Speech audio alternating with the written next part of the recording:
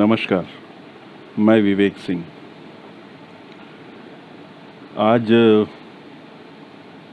मुझे एक इच्छा हुई कि मैं आप लोगों के समक्ष आऊं, क्योंकि कुछ मैंने रोचक पढ़ा था श्रीमद् भागवत पुराण के अंदर। यह प्रथम अध्याय में ही आता है इसका उल्लेख। तो जब मैंने पढ़ा तो मुझे लगा कि यह मुझे आप सभी के साथ साझा भी करना चाहिए, क्योंकि उसमें स्वार्थ मेरा है, इससे मेरा अपना अभ्यास होता। और यदि मेरे अभ्यास के कारण किसी और को कुछ और समझ में आता है या कहीं ना कहीं वह किसी बिंदु पर उसके किसी प्रश्न को स्पर्श कर जाता है या किसी प्रश्न का उत्तर दे जाता है, तो उससे मेरा ही लाभ है और उसका भी लाभ है। तो बात यह है कि मैं अभी श्रीमद् भागवत पुराण के पहले अध्याय को पढ़ रहा था, तो उसमें एक बहुत सुंदर कहानी है कलयुग के आरंभ की और कलयुग में धर्म की स्थिति की। और उसमें धर्म की स्थिति के बारे में बात की गई है। 2-3 और प्रसंग हैं जिसमें नारद ऋषि हैं, कलयुग का उल्लेख है, शौनक हैं, सनक आदि जो हैं वो सभी हैं। वहाँ कई चीज़ें हैं और सीखने के लिए तो एक एक पंक्ति पूरा जीवन ले सकती है। लेकिन एक प्रसंग है जो मुझे लगा कि बहुत सुंदर है, रोचक है और तर्कसंगत है और आज के समय के लिए आवश्यक है। एक शब्द है भक्ति। उसका उल्लेख, उसका उपयोग और उसका दुरुपयोग समाज में बहुत हो रहा है, ये हम सभी जानते हैं। तो वो जो भक्ति है, वह कहानी का जो प्रसंग है उसमें ऐसा आता है कि नारद ऋषि को मार्ग में एक तरुण स्त्री रोती हुई दिखाई देती है और उसके पास 2 वयोवृद्ध युवक लेटे होते हैं। तो वो जो तरुण स्त्री थी उनसे पूछा कि आप कौन हैं, तो उन्होंने बोला कि मैं भक्ति हूँ और ये जो 2 पुरुष हैं ये मेरे पुत्र हैं, ज्ञान और वैराग्य। तब एक प्रसंग आता है कि जो स्त्री है वह युवा है, तरुणी है, और जिन्हें वो अपनी संतान कह रही है, ज्ञान और वैराग्य, वो एकदम ही निर्बल और असहाय, लाचार और वयोवृद्ध अवस्था में वहाँ पड़े हुए हैं। तो आगे कहानी है। खैर, जो समझना है या जो मैं बताना चाह रहा हूँ, जो कहना चाह रहा हूँ, वो ये है कि भक्ति की 2 संतान बताई श्रीमद् भागवत पुराण में प्रथम अध्याय में ही। और वो भक्ति की संतान क्या क्या हैं? ज्ञान और वैराग्य। अब ज्ञान और वैराग्य भक्ति का परिणाम है। एक भक्त के रूप में, एक भगवान को मानने के रूप में, या एक संस्कृति को मानने के रूप में, या एक शास्त्र का सम्मान करने वाले के रूप में तो मैं मान सकता हूँ। लेकिन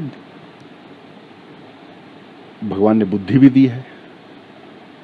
भाव रूप से किसी चीज़ को स्वीकार करना बहुत अच्छा है, किंतु उसके बारे में यदि कुछ जानकारी हो तो वह सोने पे सुहागा होती है। तो जब हम भक्ति की बात करते हैं तो उसे समझना पड़ेगा भक्ति क्या चीज़ है। उसकी बहुत बहुत परिभाषाएं हैं। जो लोग सत्संग में जाते हैं, धार्मिक ग्रंथ पढ़ते हैं, शास्त्र पढ़ते हैं, वे सभी समझते होंगे कि भक्ति का क्या अर्थ है, क्या परिभाषा है। लेकिन जो बहुत सरल रूप में समझना है उसके लिए एक शब्द मैं बताता हूँ। एक शब्द होता है विभक्त। ये संस्कृत का, मूलतः संस्कृत का शब्द है, हिंदी का भी कह सकते हैं। विभक्त, विभक्त कौन है? जो विभक्त का अर्थ होता है अलग हुआ हुआ, टुकड़ा, दूर गया हुआ, बटा हुआ, कटा हुआ, उसे कहते हैं विभक्त। तो भक्त क्या हुआ? जो न कटा है, न जो बटा है, न दूर गया है, न अलग हुआ है। अब न कटा है, न बटा है, न दूर गया है, न अलग हुआ है। किससे? सत्य से। किसी भी विषय के सत्य से जो दूर नहीं है वह भक्त है, और उसके द्वारा किए जा रही जो क्रिया है वह भक्ति है। तो जो धर्म की दृष्टि से या आध्यात्म की दृष्टि से देखते हैं वो तो समझते हैं कि हाँ, भक्ति क्या होती है? आप अपने आराध्य के सामने हैं, गुरु रूप में मान रहे हैं, भगवान के रूप में मान रहे हैं, निर्गुण निराकार के रूप में, सगुण साकार के रूप में, जैसी भी भक्ति की आपकी पद्धति है, पूजा की पद्धति है, ज्ञान पाने की पद्धति है, उसके अनुसार जो आप कर रहे हैं वो आपका भक्ति का प्रकार हो सकता है। तो आध्यात्म वाले की दृष्टि से तो यह समझा जाता है कि हम भगवान को मान रहे हैं और भगवान के सामने यदि बैठे हैं तो वह भक्ति है। लेकिन अब समझना क्या है? तो क्या भक्ति यहीं तक सीमित है? एक बात मैं बार बार कहता हूं कि जो वैदिक संस्कृति है वह होलिस्टिक है। उसमें कोई भी क्रिया, कोई भी संसाधन एक दूसरे से विपरीत या भिन्न नहीं है। अगर सूर्य उदित हो रहा है तो प्रकाश फैलेगा ही। ऐसा नहीं हो सकता कि भारत कहे कि हाँ हम प्रकाश को आने देंगे और पाकिस्तान कहे नहीं नहीं नहीं नहीं, हम सूरज के प्रकाश को आज नहीं आने देंगे, कल आना। सूर्य ढला होगा तो रात होगी ही, अंधेरा होगा ही, कोई नहीं रोक सकता। उसी प्रकार विश्व में जो भी घटता है, इस ब्रह्मांड में जो भी घटता है, उसका एक दूसरे के साथ प्रभाव होता है। तो इसी प्रकार जो शास्त्रकारों ने जो शब्द दिए हैं वो कहीं एक ही जगह उपयुक्त हों ऐसा आवश्यक नहीं है।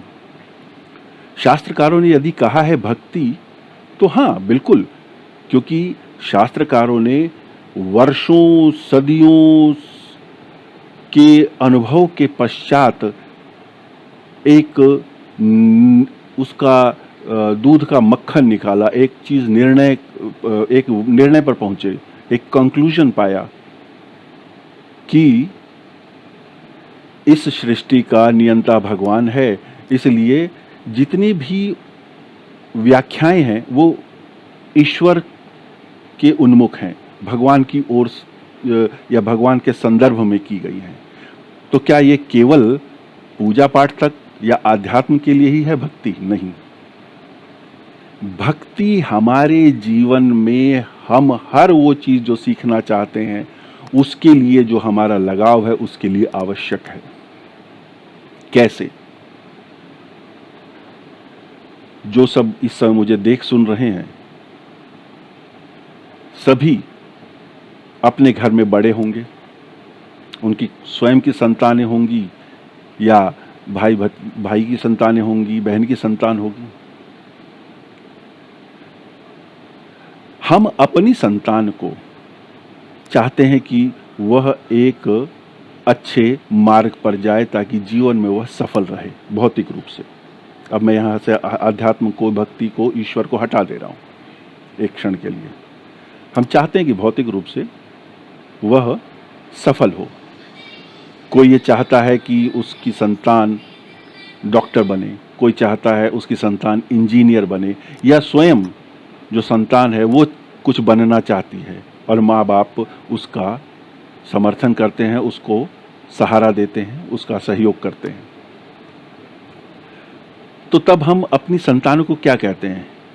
यदि मान लीजिए 12वीं में वो पढ़ रहा है, उसने साइंस ली है, इंजीनियरिंग या मेडिकल जो भी सब्जेक्ट लिया है, तो हम क्या कहते हैं?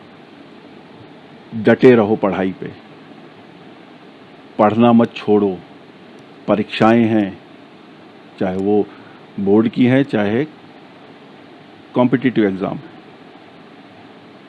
लेकिन हम क्या कहते हैं? उससे जुड़े रहो, अपनी टेक्स्ट बुक पढ़ते रहो। फिजिक्स का पेपर है तो फिजिक्स को पढ़ते रहो जब तक कि पेपर ना हो जाए। केमिस्ट्री पढ़ते रहो जब तक कि पेपर ना हो जाए, जब तक कि तुम उस परीक्षा में उत्तीर्ण होने की तैयारी पूरी ना कर लो। अर्थात आपको अपने जो शैक्षणिक विषय हैं उससे भी विभक्त नहीं होना है। शैक्षणिक विषय से भी विभक्त नहीं होना है। तो अब आपने किसकी भक्ति की? शिक्षा की।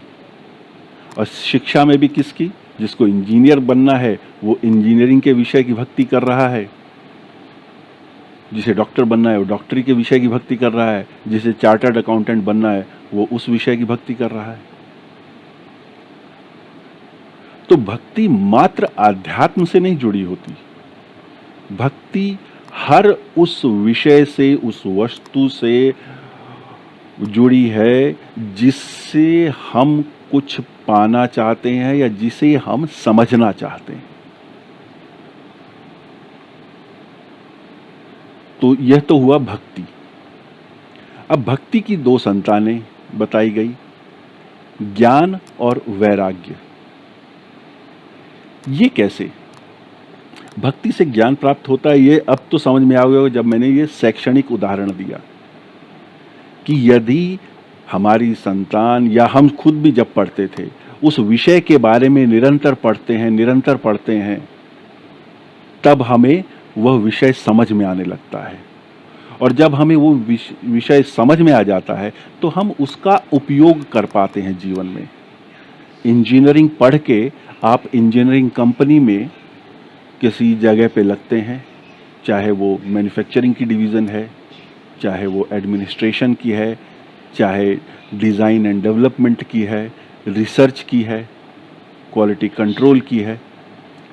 आप क्यों तब लग पाते हैं? वो तब लग पाते हैं क्योंकि आपने उस विषय को समझा, और जब समझ रहे थे तब भी आप उससे विभक्त नहीं हुए, और जब आपने उसको समझ लिया उसके बाद उस ज्ञान से भी विभक्त नहीं हुए, और उस ज्ञान का उपयोग अपने जीवन में अपने संवर्धन के लिए, जहां आप काम कर रहे हैं वहां के संवर्धन के लिए किए जा रहे हैं, वहां की उन्नति के लिए किए जा रहे हैं, अपने व्यक्तिगत जीवन की उन्नति के लिए किए जा रहे हैं। तो भक्ति से ज्ञान प्राप्त होता है, यह स्पष्ट हुआ। और जब भक्ति से ज्ञान प्राप्त हुआ, इसीलिए कहा गया है भक्ति का परिणाम है, भक्ति करने से उत्पन्न हुआ है ज्ञान। इसी प्रकार जो आध्यात्म के मार्ग पे भी चलता है, ईश्वर उन्मुख होकर जो चलता है, वह अपने परंपरानुसार पूजा पाठ करता है, वह अपने परंपरा से, अपने गुरुओं द्वारा सीखे, अपने परिवार द्वारा सिखाए गए नियमों का जब नियमित पालन करता है, तब उसके अंदर भी आध्यात्म के ज्ञान की प्राप्ति होती है। ठीक है, अब ज्ञान प्राप्त हो गया तो यह भक्ति की एक संतान हुई। दूसरी संतान क्या है भक्ति की? बताया शास्त्रकार ने कि भक्ति की दूसरी संतान है वैराग्य। अब वैराग्य को आज के समय में हमने बहुत अजीब तरीके से समझा हुआ है। हमें लगता है जो सब कुछ छोड़ के बैठ गया है वही वैराग्य है, और उसमें कितने लोग नकली साधु, महात्मा, संत बन के बैठ जाते हैं। कितने लोग जीवन की समस्याओं से भागकर भगवा चोला पहन लेंगे या किसी अन्य धर्म का, जहाँ पे भी जैसे भी हैं, क्योंकि पाखंड तो हर जगह व्याप्त है ना,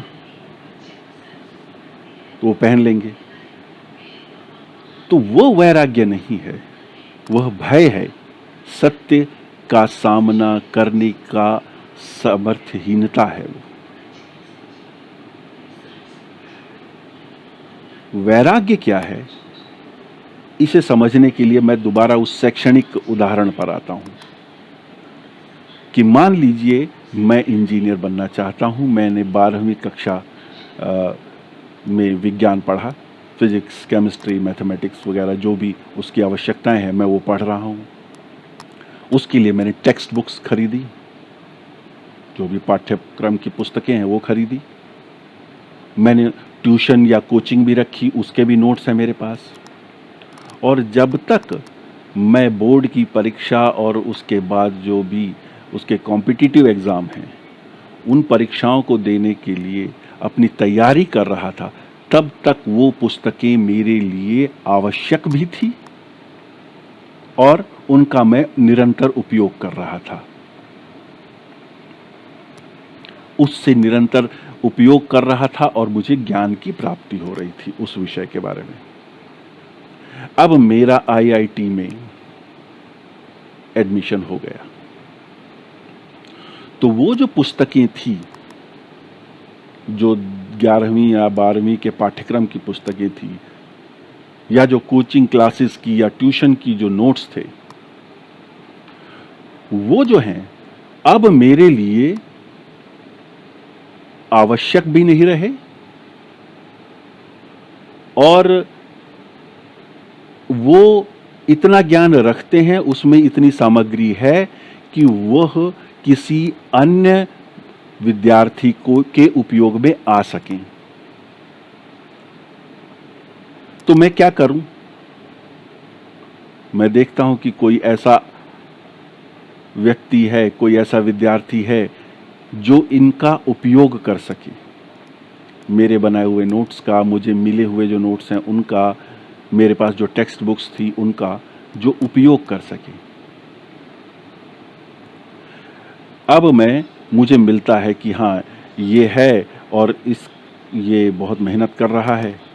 अब वो व्यक्ति उस आर्थिक रूप से संपन्न है, विपन्न है, मैं उसकी बात नहीं कर रहा हूँ। हाँ, बस बात सिर्फ इतनी है कि मुझे लगता है कि किसी ऐसे व्यक्ति को जो खुद अब इंजीनियर बनना चाहता है, मैं उसको ये पुस्तक दे देता हूँ।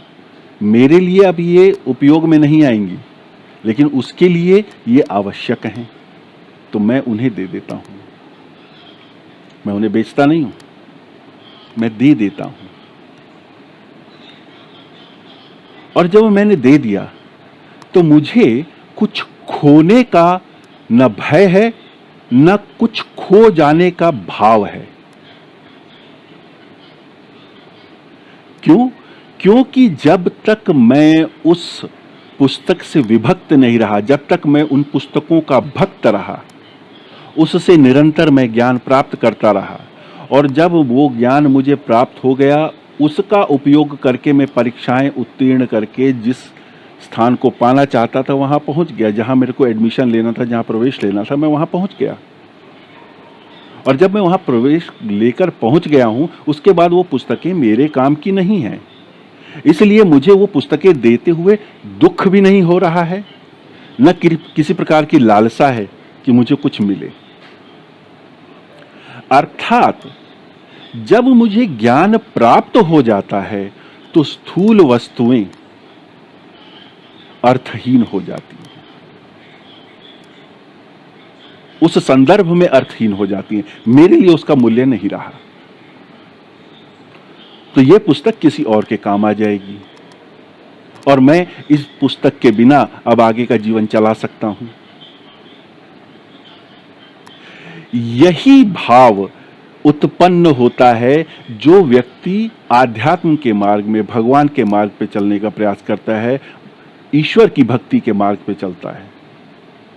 उसे भी जब ज्ञान प्राप्त होता है तब उसे लगता है कि मुझे लगता है कि ये जो भवन है, ये जो भूमि है, ये जो पशुधन है, ये जो भौतिक धन है, लक्ष्मी रूपी जो धन है, सगे संबंधी हैं, इनकी जीवन में महत्ता क्या है मुझे समझ में आ जाती है। और जब समझ में आ गई तो मैं उसी के अनुरूप अपना व्यवहार करना आरंभ कर देता हूं। तब मुझे किसी से अपेक्षा नहीं रहती। मैं अपना कुछ दूसरे को दे दूं, उस पर मुझे कोई दुख नहीं होता। ये वैराग्य के लिए आवश्यक भाव है। और इसीलिए जो व्यक्ति भक्ति करता है, भक्ति का जो भाव है, शास्त्रकारों ने जन्म से ही आरंभ कर दिया है आवश्यक। तो जब भक्ति बढ़ती है, समय के साथ ज्ञान आता है। वह ज्ञान भौतिक रूप से भी आवश्यक है और आध्यात्मिक रूप से भी आवश्यक है। तो जो भौतिक पक्ष का ज्ञान है, मैं वो लेता हूं और मैं संसार में अपनी भौतिक संसाधन को जुटाने के लिए उनका उपयोग करता हूं। और जो मेरा आध्यात्मिक पक्ष है, उसको पुष्ट करने के लिए मैं निरंतर पूजा पाठ, गान, तप, जप इत्यादि करता रहता हूं। तब तक मुझे लगता है कि हाँ, अब मुझे ये जो भौतिक संसाधन मैंने जुटाए हैं, ये पर्याप्त हैं। अब मेरे को इसकी इतनी आवश्यकता नहीं है। किसको आवश्यकता है? मेरी अगली पीढ़ी को आवश्यकता है। तो मैं उन्हें दे देता हूं कि अब संभालो, मैं गाइड करूंगा। और जब यूं लगने लगता है कि भाई अब ये संभाल लेगा, तब मैं कहता हूं ठीक है, अब तुम ही देखो, मुझे कुछ नहीं करना, मैं तो राम नाम लूंगा। यह वैराग्य का भाव है। मुझे अपने भौतिक संसाधनों को छोड़ते हुए सुख की अनुभूति होनी चाहिए। तब अगर कुछ छोड़ा तो वो वैराग्य है। पीड़ा से, विवशता से, भय से भाग कर जीवन से जो छोड़ के बैठे हैं, वो वैराग्य को नहीं समझे हैं, या वो वैराग्य का पालन नहीं कर रहे हैं, वो पाखंड कर रहे हैं। और यही श्रीमद् भागवत के कथन का मूल उद्देश्य है कि भक्ति, ज्ञान और वैराग्य का संबंध क्या है, भक्ति को किस प्रकार से किया जाए, ज्ञान का समुचित उपयोग कैसे किया जाए, इहलोक के लिए, इस भौतिक जगत के लिए भी और परलोक के लिए भी, अलौकिक जगत के लिए भी। और जब यह समझ में आ जाता है कि कैसे उपयोग करना है, तब व्यक्ति का जो मोह है, जो अनावश्यक लगाव है, वह समाप्त हो जाता है। तो ज्ञान, भक्ति की दो संतानें ज्ञान और वैराग्य इस रूप में है।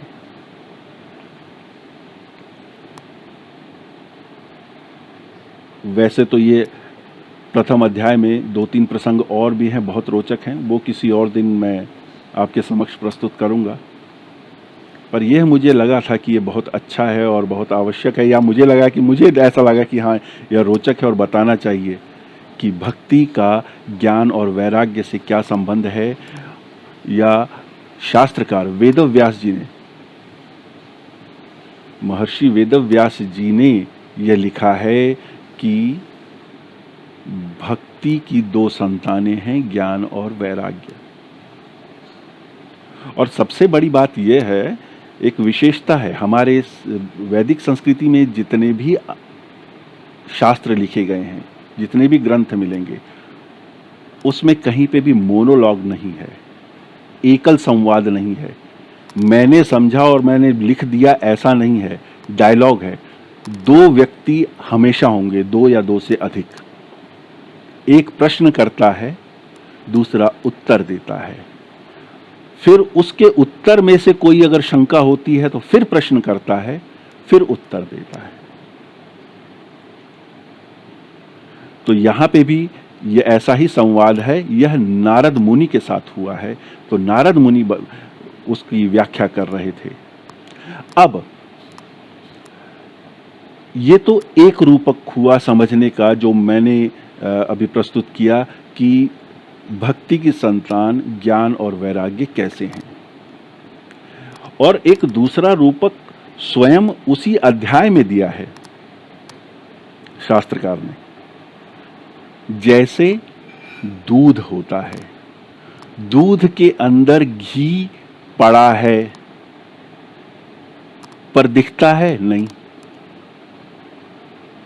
लेकिन जब आप उस दूध के साथ जुड़ते हैं, उसको और समझने का प्रयास करते हैं, अर्थात दूध की जब आप प्रोसेसिंग करते हैं, तो उससे आप घी बना पाते हैं। और घी उससे भी अधिक पुष्टिकारक होता है। पर दूध में घी पड़ा है वैसे अनुभव नहीं होता। जब आप दूध को प्रोसेस करेंगे, दूध के साथ भक्त हो जाएंगे, विभक्त नहीं रहेंगे, तब पता लगता है कि हाँ, इसके अंदर घी भी है। इसी प्रकार भक्ति है। भक्ति में जुड़ेंगे तब पता लगता है कि ज्ञान है, और ज्ञान ज्यादा पुष्टिकारक होता है।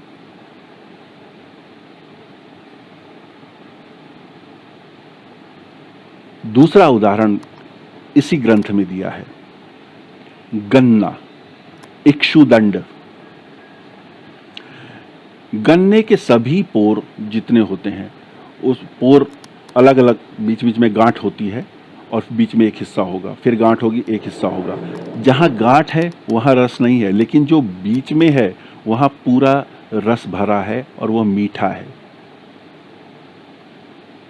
लेकिन उस रस को अगर उसके अंदर और डूब जाते हैं, उसकी और प्रोसेसिंग करते हैं, उसके साथ और भक्त हो जाते हैं, तब हम क्या कर पाते हैं, उस रस को उस गन्ने से निकाल भी लेते हैं, इक्षुदंड से निकाल भी लेते हैं। तभी भी उस रस की मिठास कम नहीं होती। और उसके बाद उसकी एक प्रोसेसिंग करते हैं, जब उससे गुड़ बना लेते हैं, शक्कर बना लेते हैं, तब मिठास बढ़ जाती है, कम नहीं होती। कब? जब आप उससे जुड़े रहते हैं, उसके गुणों को समझने का प्रयास करते हैं, उसके स्वभाव को, उसके चरित्र को समझने का प्रयास करते हैं। और यही बात भक्ति पे होती है। यदि मैं राम का भक्त हूं तो राम के गुणों को कितना समझा मैंने। कृष्ण का भक्त हूं तो कृष्ण क्या संदेश दे रहे हैं उसको कितना समझा। मैं तभी समझ पाऊंगा जब मैं उनको निरंतर पकड़ के रखूंगा, मैं भक्त रहूंगा, विभक्त नहीं। विभक्त का मतलब होता है अलग होना, सेपरेट होना। तो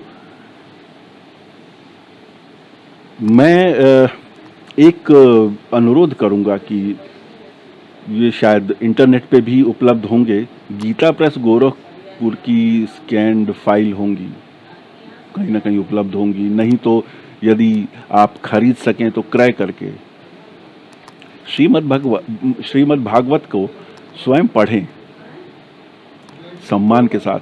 हाँ, उसकी पढ़ने की एक विधि है। अब विधि बहुत उसके अंदर जाने की आवश्यकता नहीं है कि विधि कैसे है। उसको उस विधि में नहीं घुसना है कि पहले ये पूजा कराओ, ये करो, वो करो। कर सकते हैं तो सर्वोत्तम, क्योंकि वही बात है, उसका भी अपना एक प्रभाव है। अन्यथा कम से कम उसे एक उत्सुक व्यक्ति की भांति पढ़ें अवश्य। जब पढ़ेंगे तो बहुत ऐसी छोटी छोटी रोचक कहानियों के, रोचक प्रसंगों के रूप में ये सत्य सामने आएंगे। जैसा कि आज पता लगा कि भक्ति की संतान होती है ज्ञान और वैराग्य। जिस प्रकार दूध के अंदर घी या गन्ने के अंदर गुड़ छुपा हुआ है, पर वो मिलेगा कब? जब आप उसके प्रोसेस से जुड़े रहेंगे। इसीलिए कोई ये कहे कि कोई भगवान का बार बार नाम लेता है, रोज पूजा पाठ करता है, रोज मंदिर मस्जिद गुरुद्वारा जाता है, तो वह पाखंड कर रहा है? नहीं, मात्र इतना है कि उसका विषय अलग है। आप फिजिक्स पढ़िए, मैं भगवान को पढ़ने का प्रयास कर रहा हूं उनकी अनुकंपा से। तो इतना ही था मेरा आज का निवेदन। आशा है आप सभी को पसंद आया होगा। यदि कोई आपका प्रश्न या कमेंट है तो अवश्य लिखिएगा, मैं प्रयास करूंगा कि उसका उत्तर दे सकूं। और कई बार क्या होता है कि आपके कमेंट मेरा ज्ञानवर्धन भी करते हैं, तो एक दूसरे का भला हो जाएगा। नमस्कार।